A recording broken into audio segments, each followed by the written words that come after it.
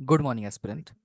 Hope you all are doing well. Your days are going productive, and you are doing excellent in terms of your productivity. इस video का जो topic है ये बहुत ही general queries को लेकर है about the life of PhD student in India. ये वीडियो उनके लिए है जो जनरल अवेयरनेस के लिए इसको देखना चाहते हैं, जो अंडर ग्रेजुएट स्टूडेंट है, जो पोस्ट ग्रेजुएट स्टूडेंट है, एंड जो student in between drop out and they are thinking of doing PhD और विलिंग टू गेट नॉलेज। इस वीडियो का मतलब इस वीडियो देख के आपको क्या क्या सीखने को मिलेगा ये पहले देख लो, ठीक है। उसके बाद ही डिसाइड करो वीडियो पूरा देखना है कि नहीं, because I think your time is precious.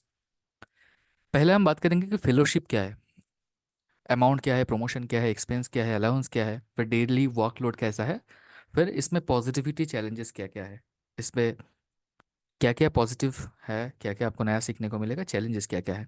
So let's get started without any further delay. First one, fellowship. हम सबको पता है कि अगर आप साइंस स्ट्रीम में अगर पीएचडी करना चाहते हो तो आपको सीएसआईआर नेट क्वालिफाई करना पड़ता है।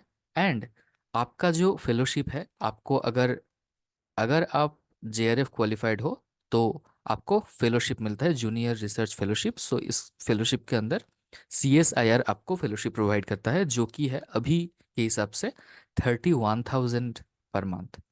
एंड इसके साथ आपको मिलता है, ये आपका अमाउंट है टोटल जो आपको मंथली मिलेगा। इसके बाद है अलाउंसेस। ये है नियरली, ये आपको इसको बोला जाता है HRA। इस अमाउंट के साथ क्या ऐड होगा, होम रेंट अलाउंसेस। ये वैरी करता है, नियरली अबाउट आप 18% मान सकते हो।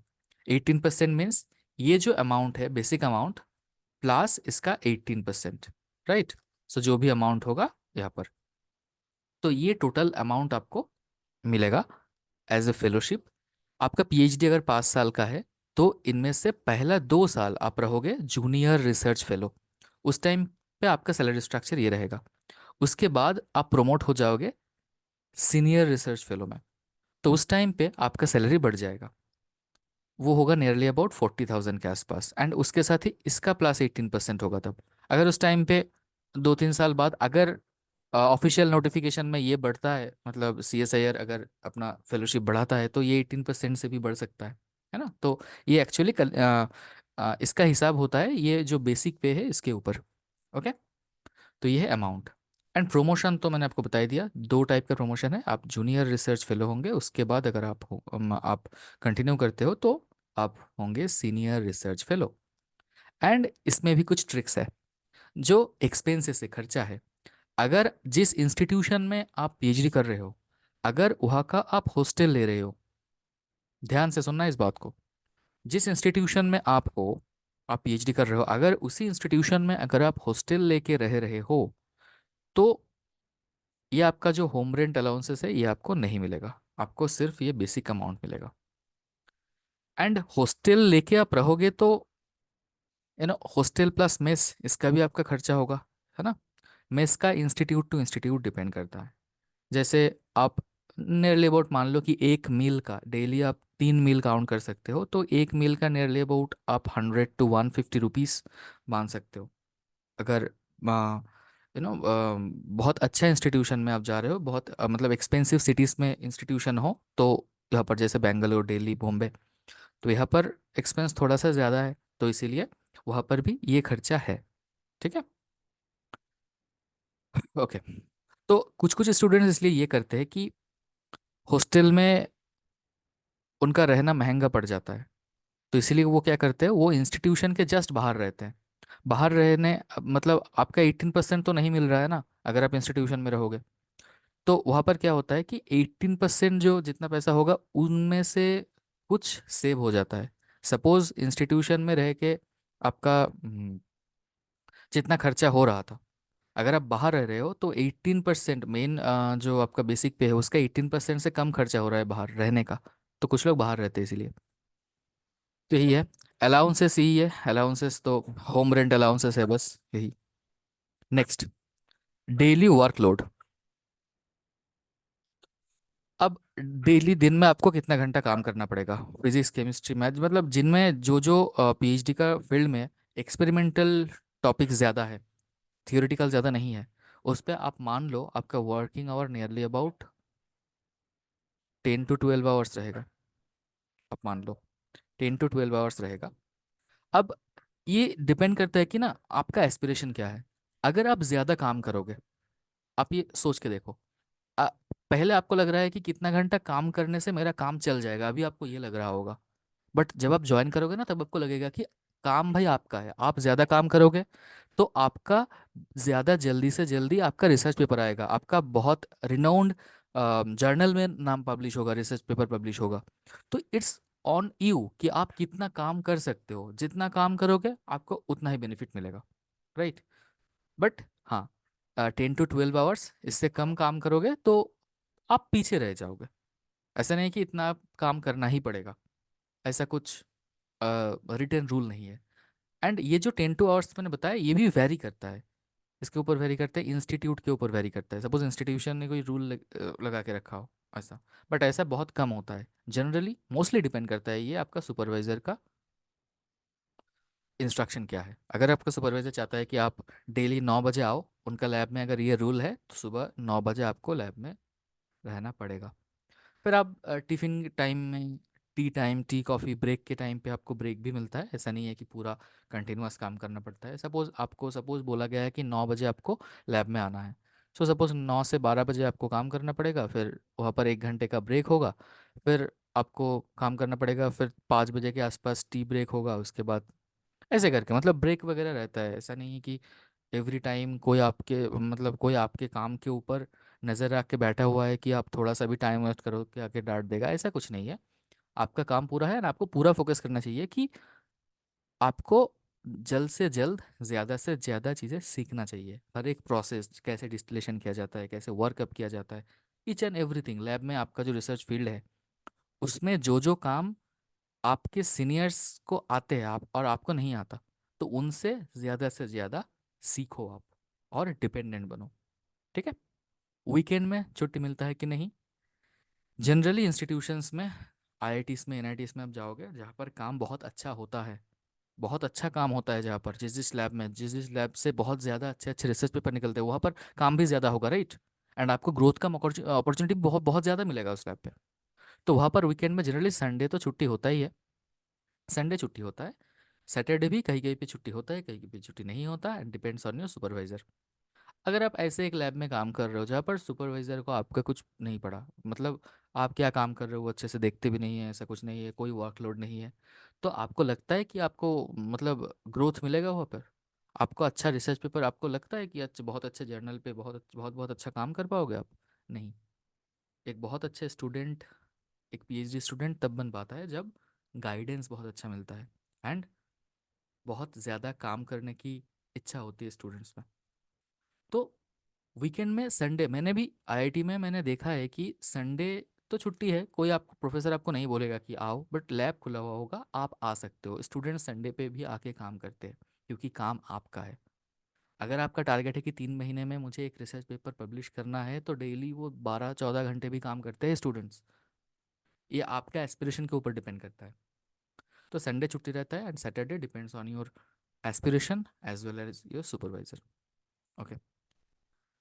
हॉलीडे, जो एकेडमिक हॉलीडे होता है उसमें छुट्टी मिलता है, ठीक है। जो academic holiday in the sense, जो एकेडमिक कैलेंडर पे जो हॉलीडेज मेंशन होता है उस पर छुट्टी मिलता है। बट ये भी कभी कभी प्रोफेसर सुपरवाइज़र के ऊपर डिपेंड करता है। अगर सुपरवाइज़र नहीं चाहता कि आप वो छुट्टी लो, कोई भी ना ले, तो आपको बता देगा प्रोफेसर कि ये आप है ना, इस दिन आपको लैब आना पड़ेगा। बट इसमें भी और एक है, इंडिया में बहुत डाइवर्स रिलीजियन है, बहुत डाइवर्स पॉपुलैरिटी है, एंड हर एक स्टेट में, हर एक पॉपुलेशन में उन लोगों का क्या होता है, एक एक स्पेशल फेस्टिवल होता है जहाँ पर हम सब चाहते हैं कि हम घर जाए। तो अगर सपोज मेरे लिए दुर्गा पूजा ये एक ऐसा फेस्टिवल है, तो मैं दुर्गा पूजा के टाइम मैं चाहता हूँ कि मैं, ऑफिशियली तो 1 दिन का हॉलीडे है ना, बट मैं चाहता हूँ कि मैं घर जाके 1 वीक रहूँ। तो 1 हफ्ते के लिए अगर मैं छुट्टी चाहता हूँ तो मैं प्रोफेसर को पहले बता के रखूँगा कि सर मैं इस हॉलीडे को मैं काम कर रहा हूँ और अपकमिंग जो 3 4 हॉलीडेज़ है वहाँ पर मैं काम करूँगा, बट मुझे दुर्गा पूजा के टाइम पे मुझे 1 वीक का छुट्टी चाहिए। तो प्रोफेसर अगर अप्रूव करता है तो मैं हॉलीडेज पे आके काम करूँगा। तो एक छुट्टी की वजह से मतलब एक छुट्टी को ग्रांट करने के लिए आपको हॉलीडे पे काम करना पड़ सकता है। अब एक्स्ट्रा ड्यूटी एक्स्ट्रा वर्क क्या है? आपका काम सिर्फ ये नहीं कि आप लैब में सिर्फ काम करो। काम करने के बाद उसका डाटा नोट करना है, उसका एनालिसिस करना है, एंड आपको जो अम, अगर एक सिग्निफिकेंट अमाउंट ऑफ काम हो चुका है तो तब आपको मैन्युस्क्रिप्ट लिखना पड़ता है। मैन्युस्क्रिप्ट मीन्स आपका जो रिसर्च पेपर पब्लिश होगा उसका एक ड्राफ्ट आप मान सकते हो। तो उसका एक ड्राफ्ट मान सकते हो मैन्युस्क्रिप्ट को। तो ये भी बहुत मतलब ये डेस्क जॉब है। ये डेस्क में बैठ के आपको काम करना है। तो जितना और आप काम करो डजंट नेसेसरी कि आपको लैब का इंस्ट्रूमेंट लेके लैब का मटेरियल लेके ही काम करना पड़ेगा। ऐसा कुछ नहीं है। डेस्क डेस्क का भी काम है। ठीक है। कुछ टाइम पे आपको ये पुराना कुछ रिसर्च पेपर पढ़ना पड़ेगा, है ना। तो थोड़ा सा डेस्क का भी काम है। ऐसा नहीं है कि लैब में भी 24 आवर्स 24/7 खड़ा रहना है आपको, ऐसा नहीं है। कोर्स वर्क, जहाँ पर पीएचडी 5 इयर्स और 5 इयर्स प्लस ड्यूरेशन का है, वहाँ पर कोर्स वर्क रहता है generally first 2 years. Course work बहुत ज़्यादा नहीं है, नियरली 2 to 3 कोर्सेज रहता है हर एक सेमेस्टर पे। 2 to 3 कोर्सेज।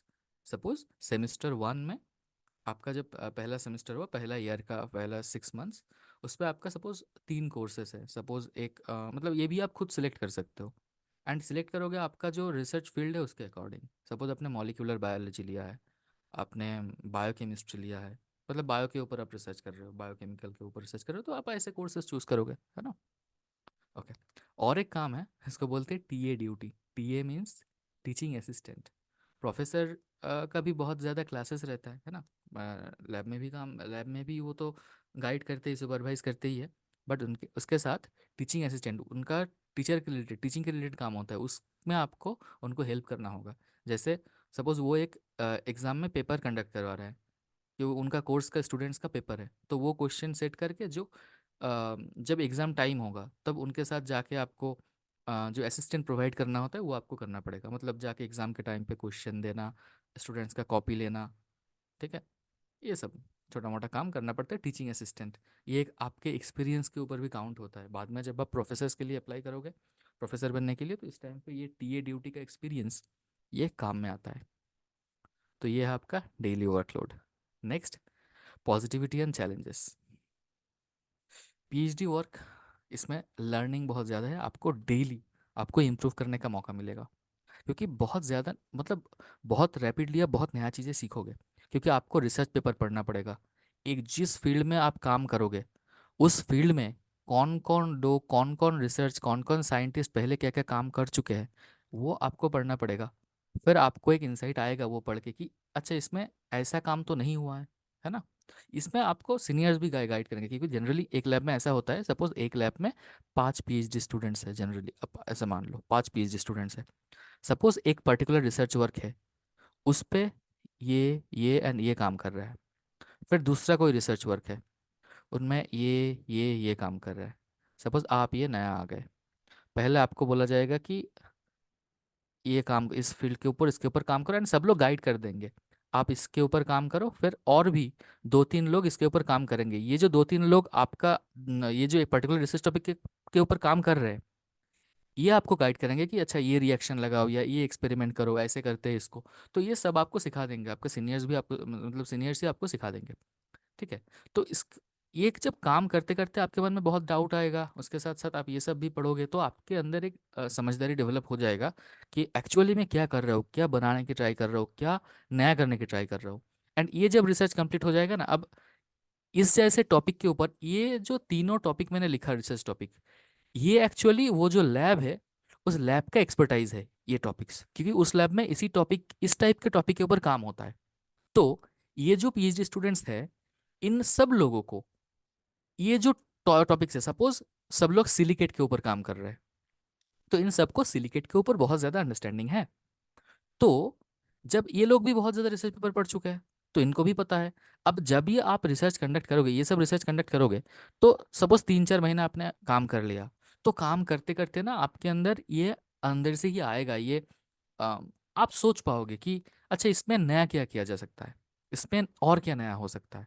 तो ये ना आ जाता है, एक रिसर्च कंप्लीट होने से पहले 3 4 नया आइडिया डेवलप हो जाता है। समझ रहे हो? तो फिर एक रिसर्च जब कंप्लीट हो जाएगा, फिर 3 4 में से सभी ट्राई करो, जो हाँ, है ना, 3 4 जो आपने सोचा है इनके ऊपर फिर काम करो। फिर कुछ ना कुछ तो इनमें से आएगा ही, राइट? और प्रोफेसर्स के साथ भी डिस्कस करना पड़ेगा आपको, प्रोफेसर आके देखें, प्रोफेसर को आपको बताना पड़ेगा सर मैं ये सोच रहा हूँ, ऐसे कुछ हो सकता है क्या, प्रोफेसर को लगता है अगर ये सिग्निफिकेंट है, इसमें रिजल्ट आ सकता है, तो प्रोफेसर आपको बोलेगा कि चलो इसके ऊपर काम करो और इसके ऊपर काम करो, क्योंकि प्रोफेसर्स को बहुत ज़्यादा एक्सपीरियंस है उनको। सपोज उनको लग रहा है कि ये नहीं होगा, ये नहीं होगा, क्योंकि अब प्रोफेसर मना कर देंगे, क्योंकि उनको लगता है, क्योंकि वो भी इस फील्ड में बहुत ज़्यादा काम कर चुके हैं, 10 20 साल का एक्सपीरियंस उनका भी है ना? ओके।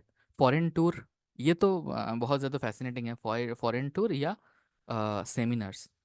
जनरली एक पीएचडी स्टूडेंट्स को 2 टूर ऐसे अलाउड होता है, 1 to 2 फॉरेन टूर, जो कि इंस्टीट्यूशन देता है आपको, बट ये खर्चा मोस्ट प्रोबेबली सीएसआईआर देता है थ्रू योर इंस्टीट्यूशन।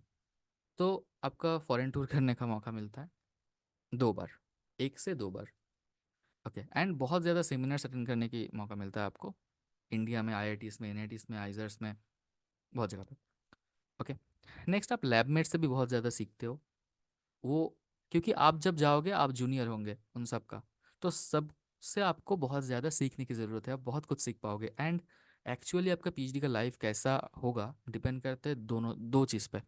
एक आपका लैबमेट्स कैसा है, दूसरा आपका सुपरवाइजर कैसा है, राइट? एंड आपके साथ कैसा है, मतलब there is nothing called absolutely good और एब्सोल्युटली बैड। तो ऐसा है कि आपके साथ उनका कनेक्शन कैसा बन रहा है, इसके ऊपर डिपेंड करता है। नेक्स्ट, लर्निंग, ये तो है ही, सब सीखना तो पड़ेगा ही आपको, दोबारा लिख दिया मैंने। नेक्स्ट, आपको ग्रोथ का भी बहुत ज़्यादा, बहुत अच्छा अपॉर्चुनिटी मिलेगा, डेली आप कुछ नया सीखोगे and you will be able to grow. तो ये हो गया पॉजिटिविटी। चैलेंजेस में कुछ ऐसा है, मैं एक वीडियो सजेस्ट करता हूँ कि प्रोस एंड कॉन्स, मैंने इस पे सब कुछ डिस्कस किया है। Pros and cons of PhD in India, ये नाम करके एक वीडियो है चैनल पे, ये देखना आप।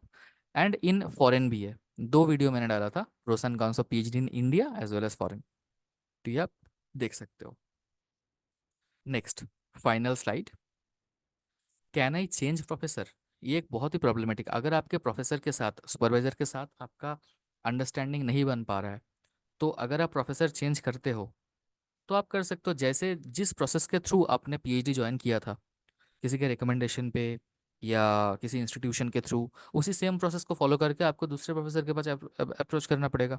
या जो इंस्टीट्यूशन में आप काम कर रहे हो उसमें आपको पता चल जाता है, क्योंकि पीएचडी वाले स्टूडेंट्स के साथ आपका दोस्ती हो जाता है, तो किसी लैब में अगर कोई एक पोजीशन खाली है तो ये आपको पता चल जाएगा, तो वहाँ पर जाकर आप डायरेक्टली प्रोफेसर को अप्रोच कर सकते हो, सर मैं आपके लैब में ज्वाइन करना चाहता हूँ। तो जो जो भी ऑफिशियल प्रोसेस है वो प्रोफेसर आपको बता देंगे, बट इनमें आपका ही टाइम जाएगा, क्योंकि सपोज 1 साल आपने काम किया है एक प्रोफेसर के अंडर, उसके बाद इनका फील्ड, सपोज F1 है, F1 फील्ड में ये काम कर रहे हैं, जो सेकंड प्रोफेसर है उनका फील्ड अलग है, क्योंकि एक इंस्टीट्यूशन में एक ही टॉपिक पे 2 3 लैब नहीं चलते, हर एक लैब में अलग अलग टाइप का काम होता है, उनका फील्ड भी अलग होगा। तो आपने 1 साल में जितना कुछ पढ़ के आपका एक्सपर्टाइज एक फील्ड में गेन किया था, वो आप बहुत ज़्यादा यूज़ नहीं कर पाओगे अगर आप फील्ड स्विच करोगे तो। दूसरी बात, 1 साल में जो आपने काम किया आप काम कंप्लीट नहीं कर पाओगे, तो ये आपका टाइम लॉस बहुत होगा, आप मान लो 1 साल आपका वेस्ट हो जाएगा। Now, can I refuse to work? अगर प्रोफेसर आपको काम करने के लिए बोल रहा है, एक्स्ट्रा बोल रहा है, क्या आप रिफ्यूज़ कर सकते हो? यार आप रिफ्यूज़ करोगे, आपका प्रोफेसर 1 2 बार देखेगा, बाद में अगर उनको लगेगा कि इससे काम नहीं हो रहा है अच्छे से, तो फिर वो आपको सपोर्ट करने भी, मतलब वो आपको बाद में सपोर्ट नहीं करेंगे, ठीक है? क्योंकि वो अगर आप में ऐसे देखे कि इसका काम करने का कोई मोटिवेशन नहीं है, ये काम नहीं कर पाएगा, तो ना वो आपको हेल्प करने के लिए मतलब मना कर देंगे। जो भी आप रिसर्च करोगे at the end of the day professor के थ्रू, प्रोफेसर के नाम होता है हर एक रिसर्च पेपर पे। आप देखना कोई भी research paper, recent research paper आप उठाओ, पहले स्टूडेंट्स का मतलब प्रोफेसर का नाम होता है, उसके बाद स्टूडेंट्स का ऐसा नाम होता है। तो प्रोफेसर का सपोर्ट रहना बहुत ज़रूरी है। तो अगर आप रिफ्यूज़ कर रहे हो मुंह पर कि सर मैं काम नहीं करूँगा इतना, अगर कोई जेन्युइन रीज़न है तो आप प्रोफेसर को समझा के बताओ, don't be rude to your professor and don't make professor rude on you, right? तो आप रिफ्यूज़ ऑब्वियसली कर सकते हो, but be humble, always be humble. क्योंकि प्रोफेसर का सपोर्ट, प्रोफेसर जितना आपको सपोर्ट करेगा, जितना प्रोफेसर का सपोर्ट आपको मिलेगा, उतना ही आप ग्रो कर पाओगे अच्छे से। आपको मोटिवेशन भी मिलेगा, मोटिवेशन भी प्रोफेसर देंगे। एंड आपका जो फेलोशिप है, जो जो भी है आपका एकेडमिक में, वहाँ पर आपको सबसे ज़्यादा ट्रस्ट करना चाहिए आपको प्रोफेसर पे। ओके। इस पीएचडी फॉर मी, इसके लिए भी मैंने एक वीडियो बनाया था, एम आई ए पीएचडी स्टूडेंट और नॉट। आई होप कि आपको देखना चाहिए अगर आप पीएचडी के बारे में सोच रहे हो तो। ठीक है, pros and cons of PhD वाला वीडियो अगर आप चाहते हो तो देख सकते हो। And that's all, I think I have answered all of general queries regarding PhD. Thank you so much. अगर आपको इस वीडियो के रिलेटेड और कोई डाउट है तो आप कमेंट सेक्शन में बता सकते हो। I will answer that. Till then, have a nice day. जय श्री कृष्णा, राधे राधे।